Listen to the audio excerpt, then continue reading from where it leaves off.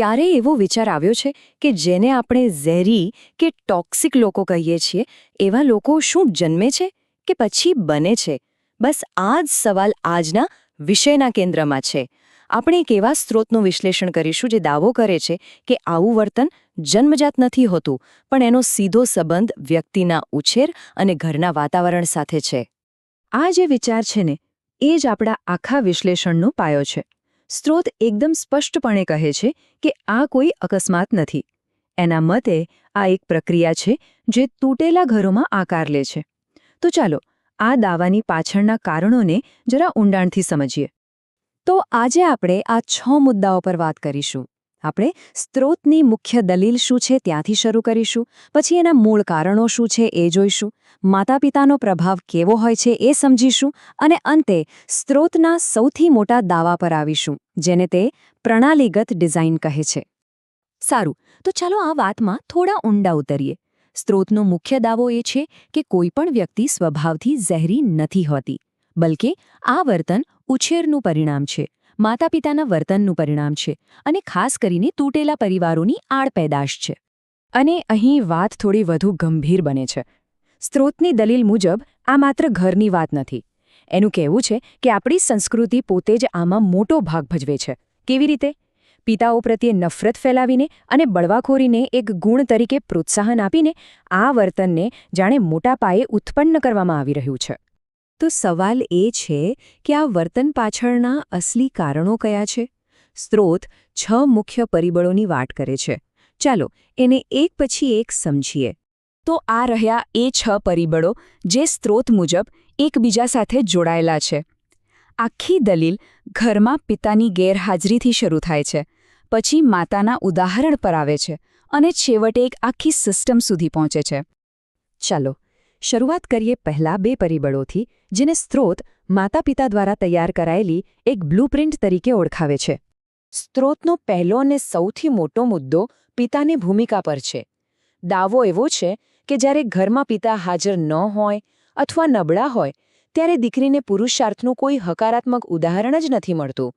એનું પરિણામ એ આવે છે કે એ પુરુષોને પ્રેમ કે સુરક્ષાના સ્ત્રોત તરીકે જોતી નથી, પણ માત્ર પૈસા અને સજાના સાધન તરીકે જોવા લાગે છે.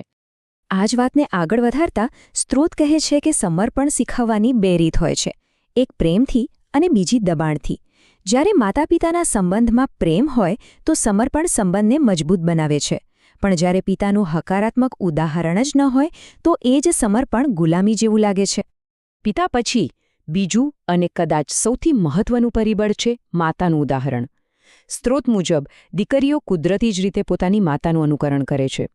એટલે જો માતા પુરુષોને સાધન તરીકે વાપરતી હોય તો દીકરી પણ એ જ બ્લુપ્રિન્ટ અપનાવી શકે છે. હવે આપણે ઘરની 4 દિવાલોમાંથી બહાર નીકળીને મોટા ચિત્રને જોઈએ, એટલે કે સમાજ અને સંસ્કૃતિનો પ્રભાવ. સ્ત્રોત અહીં દલીલ કરે છે કે આજની ઓનલાઈન દુનિયા પ્રેમ અને વાસના વચ્ચેની ભેદરેખા ભૂંસી રહી છે. નાની ઉંમરે અયોગ્ય કન્ટેન્ટ જોવું, સોશિયલ મીડિયા પર લાઇક્સ અને કોમેન્ટ્સ દ્વારા માન્યતા મેળવવાની કોશિશ કરવી, આ બધું ભેગું મળીને સંબંધો વિશેની સમજને બગાડી શકે છે. અહીં સ્ત્રોત એક બહુ જ મજબૂત દાવો કરે છે. માતાનું ગુસ્સાવાળું વર્તન માત્ર એની લાગણીઓની અભિવ્યક્તિ નથી, પણ એની દીકરી માટે એક સૂચના છે. જ્યારે દીકરી એની માતાને એના પિતા પર બૂમો પાડતા જુએ છે, ત્યારે તે એ શીખે છે કે સંબંધોમાં સંઘર્ષ સામાન્ય છે અને શાંતિ કરતાં બળવો વધારે મહત્વનો છે. અત્યાર સુધી આપણે પારિવારિક અને સાંસ્કૃતિક કારણો જોયા, પણ હવે સ્ત્રોત આ બધાને જોડીને એક મોટા દાવા પર આવે છે કે આ બધું અચાનક નથી થઈ રહ્યું, પણ એક જાણી જોઈને બનાવેલી ડિઝાઇનનો ભાગ છે.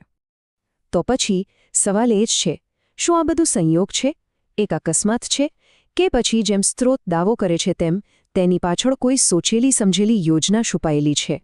અને આ રહ્યો સ્ત્રોતનો સીધો જવાબ. તેનો દાવો છે કે આ સામાજિક મુદ્દાઓ નિયંત્રણ અને ગ્રાહકવાદ માટે જાણી જોઈને બનાવવામાં આવ્યા છે, કેમ કે તૂટેલા પરિવારો સારા ગ્રાહકો બનાવે છે. તો આ સિસ્ટમ શું છે? સ્ત્રોત મુજબ એના કેટલાક ભાગો આ રહ્યા. એ દાવો કરે છે કે ફેમિલી કોર્ટ, સરકારી યોજનાઓ અને ટીવી શો જેવી બાબતો સ્વતંત્ર રાણીના વિચારને પ્રોત્સાહન આપીને પિતાની ભૂમિકાને નબળી પાડે છે. અને આ બધું શા માટે? સ્ત્રોત મુજબ કારણ કે અસ્થિર લોકો વધુ સારા ગ્રાહકો હોય છે. સારું, તો આટલી બધી સમસ્યાઓની વાત તો થઈ, પણ શું એનો કોઈ ઉકેલ છે? સ્ત્રોત એના અંતિમ ભાગમાં કેટલાક ઉકેલો અને સાથે સાથે ચેતવણીઓ પણ આપે છે. અહીં સ્ત્રોત નકારાત્મક પ્રભાવોની સામે એક હકારાત્મક માળખું રજૂ કરે છે. એનું કહેવું છે કે એક સારી વ્યક્તિનો ઉછેર કોઈ અકસ્માત નથી, એ એક સામુદાયિક પ્રયાસ છે, જેમાં પરિવાર, શિસ્ત અને સાચા માર્ગદર્શન જેવી બાબતો મુખ્ય ભૂમિકા ભજવે છે. તો આ બધી ચર્ચા પછી સ્ત્રોત કેટલીક સીધી અને સ્પષ્ટ સલાહ આપે છે. એ કહે છે કે કોઈ વ્યક્તિના દેખાવ કરતાં એના મૂળ, એનો ઉછેર અને એનું કૌટુંબિક બેકગ્રાઉન્ડ સમજવું વધુ જરૂરી છે, કારણ કે સ્ત્રોત મુજબ એ જ એના ભવિષ્યના વર્તનનો અંદાજ આપી શકે છે. અને અંતે આખી વાતનો સાર એક જ શક્તિશાળી વાક્યમાં: સ્ત્રોત બગીચો અને આગનું રૂપક વાપરે છે. તે શાંતિ, સ્થિરતા અને વિકાસને અરાજકતા અને વિનાશ પર પસંદ કરવાની સલાહ આપે છે. તો આ સ્ત્રોતનો દૃષ્ટિકોણ હતો, પણ આ વિશ્લેષણ આપણને એક મોટા સવાલ પાસે લાવીને ઊભા રાખે છે. કોઈ વ્યક્તિનો ભૂતકાળ એના ભવિષ્યના સંબંધોને ખરેખર કેટલો અને કેવી રીતે આકાર આપે છે? આ એક વિચારવા જેવો પ્રશ્ન છે.